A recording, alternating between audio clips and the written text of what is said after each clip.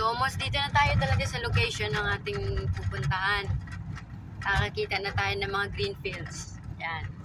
Damo. So, ayan, may daanan. Hindi mahirap pumasok. Kasi may kalsada siyang maganda. Walang lubak-lubak. Semento. So, easy lang ang pagpasok dito in case. Meron ko sigurong motorcycle. Yan, okay lang.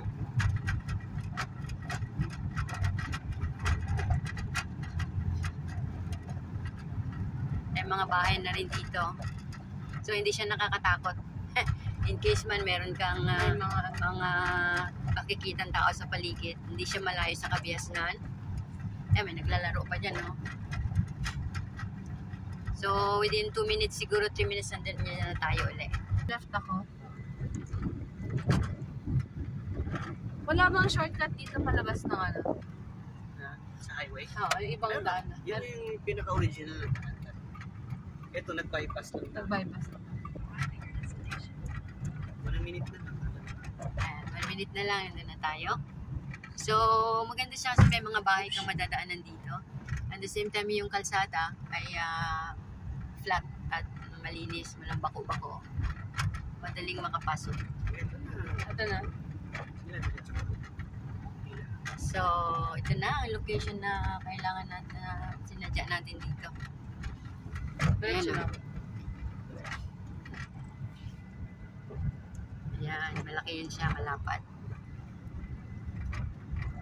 Flat na flat, oh. So, wala ka makitang mga malalaking damo. Ayan, parang may tanim, no? May munggo yata yan. Munggo yata yan, tanim dyan. Baguio beans, oo. French beans. Ayan, maraming. Ayun yung may mga May puno na malaki. Yan yung, yan. Lupa. So, pupunta tayo dyan sa may puno na malaki. So, ito may daanan malapit sa kalsada. Ito na yung green fields na to. Ang laki ng lugar na to. Ito na. Marap pa na lang ng medyo. Hindi tayo tatagal dito kasi mainit. Sobrang tindi ng init. Lalabas pa ba kayo? Labas na nung konti siguro. May pag-ano. Ano ko lang. Pwedeng labas ng konti tapos sa mga 5 minutes and then pasok na tayo. Ito yun, di ba? Yan. Yung may nakikita, parang may gate na nga ata. May naka-ready na parang ayun. Ayun. Babalik tayo dito mamaya kasama natin yung 5 to 6 p.m. tita. Oo.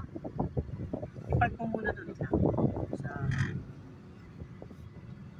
okay, pasok mo dito. Pwede mo nang pasok dito. Pasok lang ng konti dito, Joy. Wait lang eh. Yeah, tapos Pasok mo dito.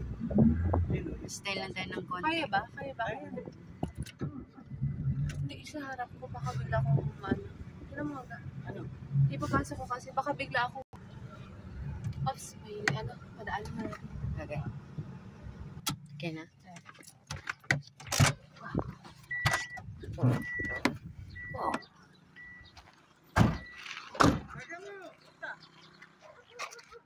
Right.